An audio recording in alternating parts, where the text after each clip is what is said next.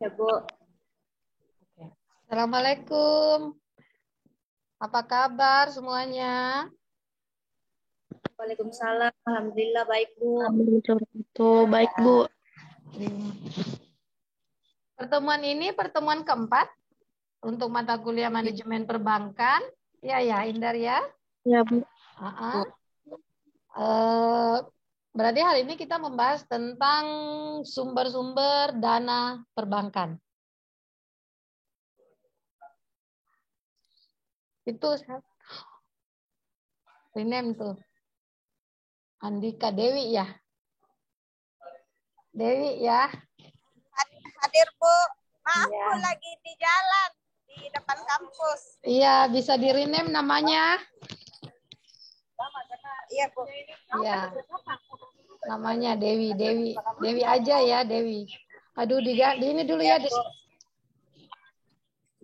Jadi pertemuan keempat kita membahas tentang sumber-sumber dana perbankan. Untuk efisiensi waktu, saya share ininya aja ya, PPT-nya.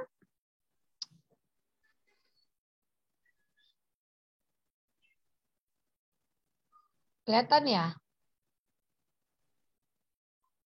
Iya Bu. Oke. Bu. Saya slideshow. Oh, enggak bisa slideshow. Oke, kelihatan? Kita membahas tentang sumber-sumber dana bank. Sebenarnya capaiannya di sini ada dua. Ya, ada dua. Yang pertama, tujuan pembelajaran yang pertama yaitu kalian itu mahasiswa mampu mengidentifikasi sumber dana bank. Dana yang bersumber dari bank itu sendiri, dana yang berasal dari masyarakat luas, dan dana yang bersumber dari lembaga lain. Ya, jadi Anda harus pahami ini. Ada 3 sumber dana bank. Kemudian subcapaian CPMK yang kedua itu kalian atau mahasiswa itu mampu menjelaskan simpanan giro, simpanan deposito itu apa, dan simpanan tabungan itu apa. Nanti kalian itu bisa membedakan ya, membedakan dari jenis tabungannya, seperti apa itu simpanan giro, seperti apa itu simpanan deposito, dan seperti apa itu simpanan tabungan. Yang pertama mengenai tujuan pembelajarannya, di sini jenisnya yang pertama, Anda akan mengerti tentang sumber dana bank. Yang kedua, Anda akan mengerti dana yang bersumber dari bank itu sendiri. Yang ketiga, sebentar Anda akan pahami dana yang berasal dari masyarakat luas. Kemudian Anda akan pahami tentang dana yang bersumber dari lembaga lain. Kemudian Anda akan mengerti bahwa sumber-sumber dana bank lainnya itu simpanan giro masuk kategorinya, simpanan deposito termasuk, dan simpanan tabungan itu termasuk. Ya, seperti apa? Kita masuk yang pertama, sebelum saya menjelaskan sumber-sumber dananya, Anda harus paham dulu nih, apa sih itu sumber dana bank? Ya, jadi sumber dana bank adalah usaha bank dalam menghimpun dana. Menghimpun dana maksudnya ini memperoleh dari masyarakat seperti pertemuan pertama. Pertemuan sebelumnya Ibu sudah jelasin bahwa bank itu adalah lembaga mediasi menghubungkan antara yang memiliki dana dengan masyarakat, dengan yang membutuhkan dana. Jadi dia sebagai mediator atau perantara. Jadi perannya dia sebagai perantara yaitu berarti mereka harus menghimpun dana dari masyarakat, dan perolehan ini tergantung pada bank itu sendiri. Apakah dia mau memperbanyak dari simpanan masyarakat atau justru dia akan memperoleh sumber dana dari lembaga lainnya. Ya. Jadi ini perannya ini masih masuk dalam kategori peran perbankan sebagai mediator. Dia menghimpun dananya dari masyarakat kemudian nanti menyalurkannya, ya. Tetapi biasanya perbankan bisa menentukan nih kapasitas terbesarnya itu di mana sih? Apakah dia akan memperoleh simpanan masyarakat yang lebih besar atau justru akan memperoleh sumber dana dari lembaga lainnya yang lebih dominan. Kemudian secara garis besar sumber dana bank itu dapat diperoleh dari ada 3 ya. Jadi ini yang harus Anda perhatikan bahwa secara garis besar sumber dana perbankan itu diperoleh dari 3. Yang pertama dari bank itu sendiri. ya, dari masyarakat luas dan dari lembaga lainnya. Nah, dari mana sih itu dari bank itu sendiri? Yang mana masuk kategori bank itu sendiri? Terus yang mana masuk kategori dari masyarakat luas? Dan sumber dana yang ketiga dari lembaga lainnya itu sumbernya dari mana sih ya? Lembaga lainnya yang dimaksud itu seperti apa? Coba kita lihat ya. Coba kita lihat di sini. Dana yang bersumber dari bank itu sendiri berarti ini nggak kehapus mah. Setoran modal dari pemegang saham, ya, dari pemegang saham dan cadangan laba dan laba bank yang belum dibagi. Jadi setoran yang pertama itu sumber dana bank dari bank itu sendiri, yang pertama yaitu modal awal, ya, modal awal yang disetor oleh pemegang saham. Ini hukumnya wajib ketika mendirikan perbankan. Berapa jumlahnya? Nanti kita akan membahas lebih jauh karena jumlah itu ditentukan jenis banknya atau kategori perbankannya. Kemudian yang kedua tadi disampaikan bahwa ada cadangan laba. Yang mana itu cadangan laba? Yaitu laba yang disimpan, yang digunakan sewaktu-waktu untuk kepentingan perbankan. Yang ketiga, ada namanya laba bank yang belum dibagi. Laba bank yang belum dibagi adalah contoh misalnya Anda sebagai pemegang saham tahun 2021.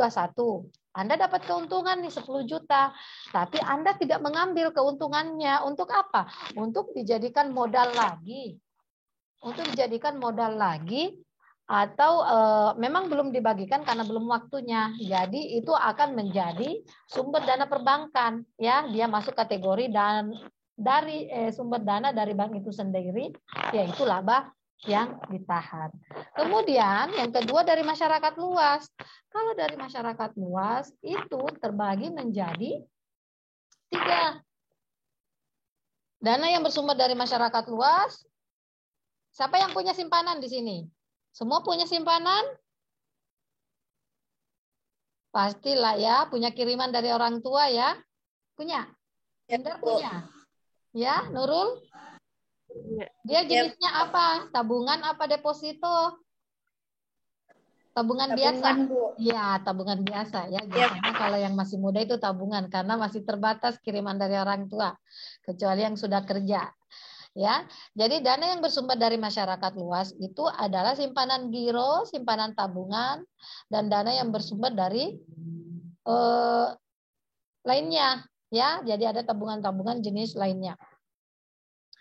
Jadi dari masyarakat luas itu, kenapa tadi dikatakan ada dari simpanan? Karena Anda menyimpan dananya. Ketika Anda menyimpan dana, kemudian Anda tidak ngambil, itu kan bisa jadi modal, ya, bisa jadi modal untuk perbankannya.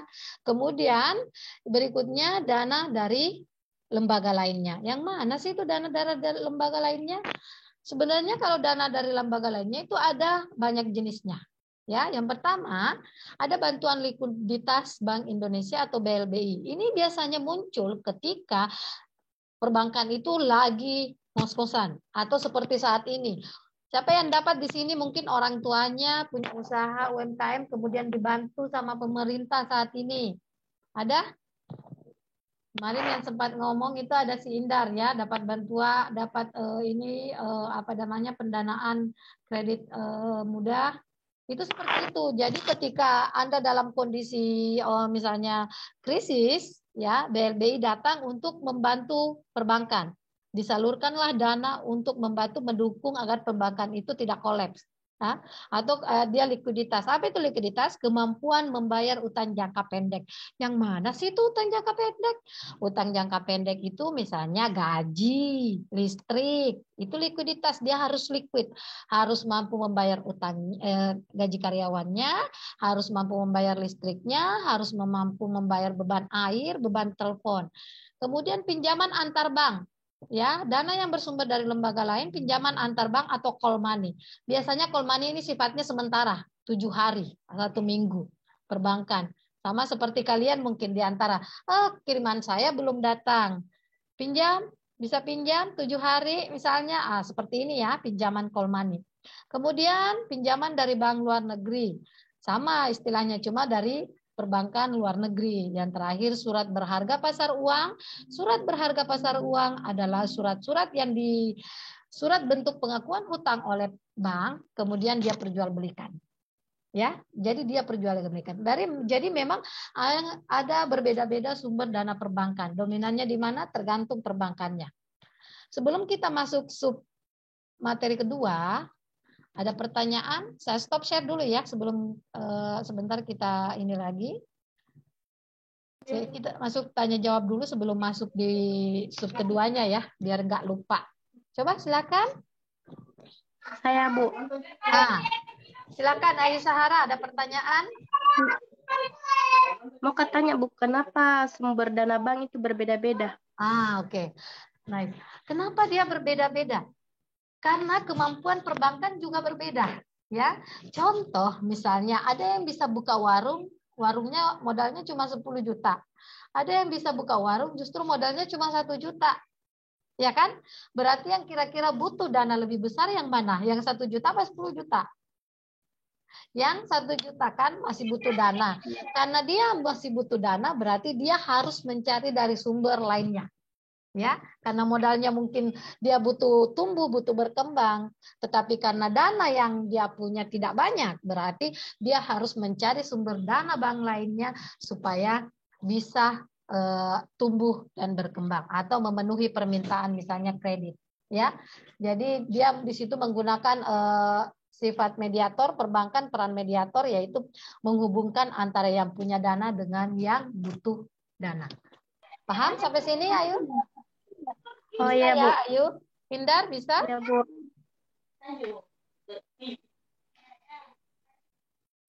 Yang lain ada lagi pertanyaan? Ibu, Iya. mau bertanya, Bu. Ya, kenapa Indar? Kenapa bank harus mencari sumber dana dari masyarakat?